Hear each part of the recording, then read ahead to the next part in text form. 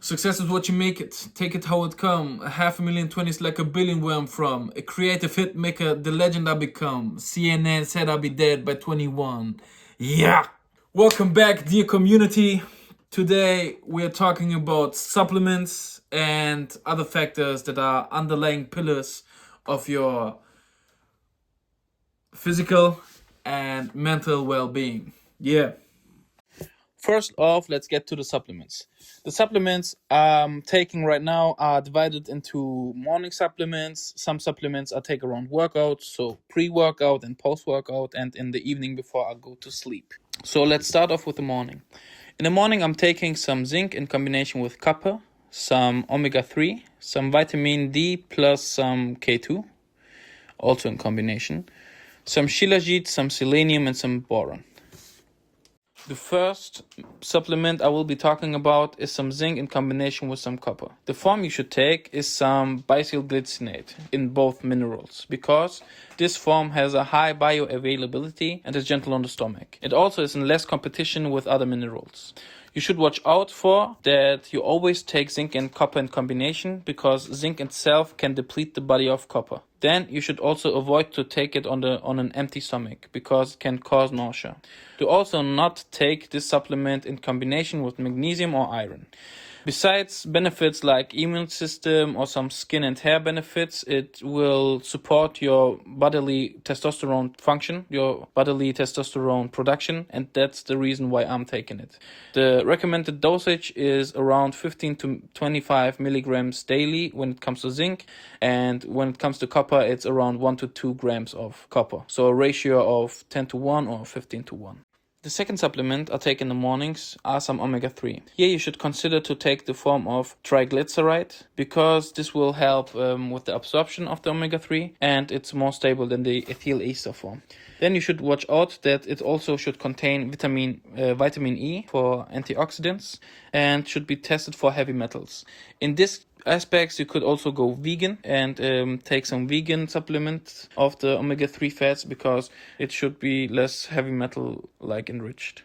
Also, take it with a fat-containing meal for better absorption. The benefits of omega-3 include anti-inflammatory components, some heart and brain health, and it also supports your joints and improves the recovery. The recommended dosage of omega-3 is around 2 to 3 grams of EPA in addition of DHA per day. So like in combination, EPA plus DHA, 2 to 3 grams per day. You should also split this supplement between your mornings and post-workouts.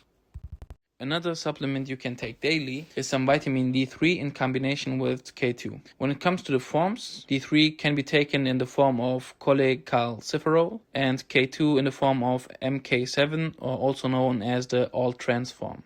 When it comes to the question why this forms, then D3 is the biologically active storage form, and MK7 has a long half-life. Also, K2 is important because it helps to prevent calcium buildup in the arteries. What you should watch out for is to always take them together, that you should consume a meal when you are taking them, because they are fat soluble, and ideally you should monitor your blood levels. The benefits include, besides immune support, some bone health and some positive mood regulations, there's also the hormonal balance. Especially when it comes to testosterone again, your testosterone production may be increased when you take vitamin D3. The recommended daily dosage is around 2 to 4,000 international units when it comes to D3, and 100 to 200 micrograms of K2 daily. Next up, we have Shilajit. When it comes to Shilajit, it's extremely important that you have a purified form of this supplement. The purified form has a high bioactivity and is free from heavy metals that may otherwise cause harm. You should also watch out for only using lab-tested products. The benefits of Shilajit may include increased energy and mitochondrial function. Also, it will, again, support your testosterone and improve your mineral absorption. The recommended dosage is around 250 to 500 milligrams daily. Also, you can take selenium. The form you should consider here is some L-selenomethionine. Why this form? Because it has, again, a high bioavailability and it's safer than inorganic selenium forms. You should also watch out for avoiding overdosage and Especially, it's important if your fish intake is low. The benefits of this supplement may include that your thyroid function will be boosted. Also, it has some antioxidant protection, and it may also support your immune system. The recommended daily dosage is around 100 to 200 micrograms daily. Then you may consider to take boron. The best form to take boron in is either some boron citrate or boron glycinate. If you ask why this form, because it has a good absorption and is well tolerated. You should also watch out that boron can influence your hormonal levels, and some cycling can be recommended. So you have some on phases where you take boron and some off phases where you leave the boron out of your supplement register. Then the benefits can include that it will increase your free testosterone in your body. It can also deliver some bone health, and it has some anti-inflammatory effects. The recommended daily dosage is 3 to 6 milligrams daily. So these were the supplements I take in the mornings. Let's get to the supplements I take around workouts. Especially, let's start with the ones I take pre-workout. The first one to consider is some creatine. The best form of creatine is some creatine monohydrate. Why this form? Because it's the most researched one and it's safe and effective. The things you should watch out for is that you take it daily. And also you should ensure that you are hydrated well. Like it's super important that you drink enough water or fluids daily so your body doesn't get damaged by taking creatine. The benefits of creatine, on the other hand, is some increased strength and power. Your muscle volume can be increased and your recovery will be fastened. The recommended daily dosage is around 3 to 5 grams daily. The next supplement is an interesting one. It's ashwagandha. The best form to take here is some KSM66. Why this form? Because it has a standardized withanolide content and is supported by clinical studies. The things you should watch out for are that on one hand, ashwagandha can be calming and even sedating, and on the other hand, if you have hyperthyroidism, you should avoid it. The benefits include stress reduction. The levels of your cortisol can be lowered. The testosterone production in your body, again, can be supported, and it can improve your focus. The recommended daily dosage is around 300 to 600 milligrams daily. The third and last supplement I take before workouts is some magnesium. The best form to take here is some magnesium bisylglycinate. Why this form? Because it has a high level of absorption and has no laxative effects. Other forms of magnesium can have a laxative effect and it may lead to you having diarrhea.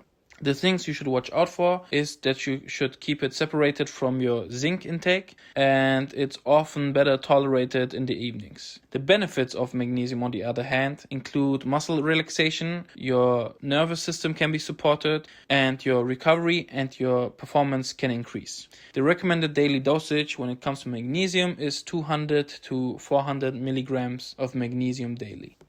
So these were the supplements I take before workouts. When it comes to the part after the workout, I take some omega-3 again and some creatine. Again, for the same reasons I've mentioned before. On one hand, omega-3 to support the recovery and reduce inflammation, and creatine optionally can be taken post-workout with carbohydrates. Then finally, when it comes to the supplements I take before going to bed, so in the evening, I take some magnesium for the relaxation and sleep quality, and ashwagandha to support deep sleep and to reduce stress. So the last supplement you should consider taking is some Tongkat Ali. This is extra because I've not taken it yet myself, because the one I ordered didn't get delivered. Either way, the best form you should look out for is some standardized extract. Why this form? Because it is clinically supported and it has hormonally active compound. What you should watch out for is that you should cycle it, like for example 5 days on and 2 days off, and you should avoid taking it late in the evening. The benefits may include some increased free testosterone, some enhanced libido, and it can improve your motivation and your energy. The recommended daily dosage is around 200 to 400 milligrams daily. When it comes to cycling on and off, there are some supplements you should consider also using this technique on, for example, ashwagandha and boron. Just to clarify, 2 supplements in which case I exceed the recommended daily dosage is on one hand creatine, because, like earlier mentioned, the recommended daily dosage is around max 5 grams a day. I'm currently taking around 15 grams a day because it has shown that in some studies, as far as I know, 10 plus grams a day can boost your brain function and can balance out some amount of sleep deprivation. On the other hand, we have vitamin D. Like I said, the recommended daily dosage is between 2,000 and 4,000 international units. I'm currently taking around 5,000 international units, but I'm a big boy. And yeah, the pills I'm taking are like 2,500 each. So I'm just taking 2 pills, to be honest. Yeah, I'm not saying that I'm recommending that to you. Everybody should work that out for themselves. Of course, supplements are there to help, but like the name already implies, they are only there to supplement your ordinary choices in life. Meaning, you don't really need them. They are not necessary. If your lifestyle habits, for example, the food you consume or your overall movement is sufficient. Contrary to that, there are aspects embodying fundamental pillars of one's physical and mental state, thereby dictating your level of general well-being. Besides food, these remaining 6 of the 7 great central factors are as following. Sleep and rest, your hydration, stress management, movement, medical health, and last but not least, your mental health. So let's get started. First off, let's talk about sleep and recovery. Your sleep and recovery is important for your regeneration, especially if you are working out hard or pushing your body to its limits. It's also important for your hormonal balance and your mental resilience. You should aim to sleep at least 7 to 9 hours nightly. You should have a consistent sleeping schedule, and things that might improve your sleep are fixed sleeping times, to sleep in a dark and cool room, and to limit your screen time, especially 1 hour before bed. It can also help to reduce your caffeine intake.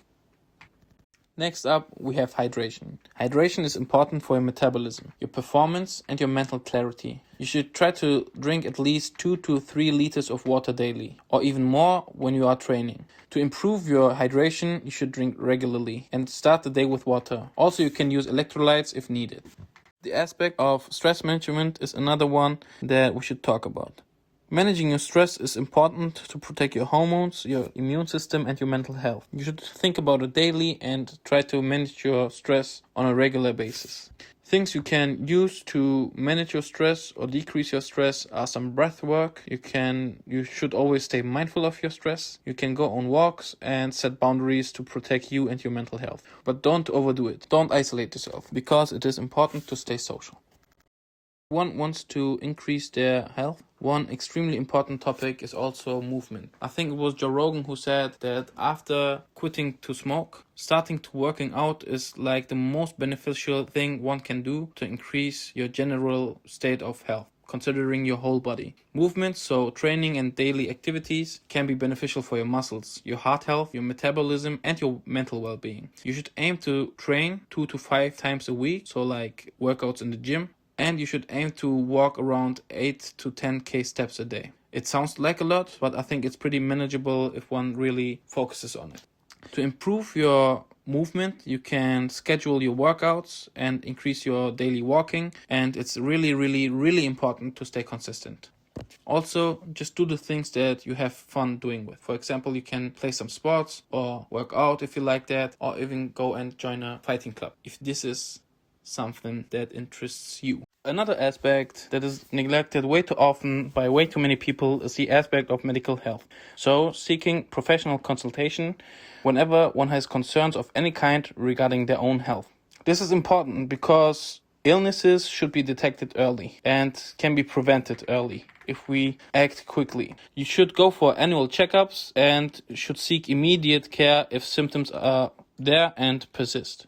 To improve your medical health, one shouldn't ignore warning signals, and you should track your health markers. So like your blood pressure, or if there are any reoccurring like forms of problems, for example headaches. Last but not least, we have the factor of mental health. You should improve your mental health because it drives your behaviors, and so you can handle stress better. It also will increase the quality of your life. You should focus on ongoing care. You shouldn't just consider thinking about your mental health whenever a crisis hits. To improve your mental health, you can use social connections. So it's important that you stay social and have friends and family around you. And if not, try to make connections with people, and to work on your emotional skills. If needed, go and seek professional help. All in all, the core message of this whole part is that these are like fundamental non-negotiables. They form the base of sustainable health and performance and of long-term well-being. And don't forget that your health and your well-being should be the number one factor for your own person. Nothing is more important than yourself, because only if you are good, you can help others or be there to work on the other aspects of your life. So that's it, ladies and gentlemen. Thank you for watching the video. I hope there are some takeaways for you, some aspects that are new to you and that you could learn. Please consider that this video only serves for me to present you the foundations of my journey. If there are any concerns regarding your own health, please take action and seek professional support. Don't ever be too shy, fearful, or embarrassed to improve on yourself, even if that means to ask for help. You are loved, at least by me. And as always, feel free to like the video, share the video, and subscribe.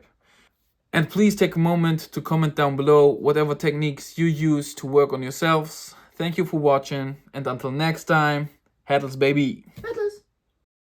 And thanks for watching. Already, thanks for fracture.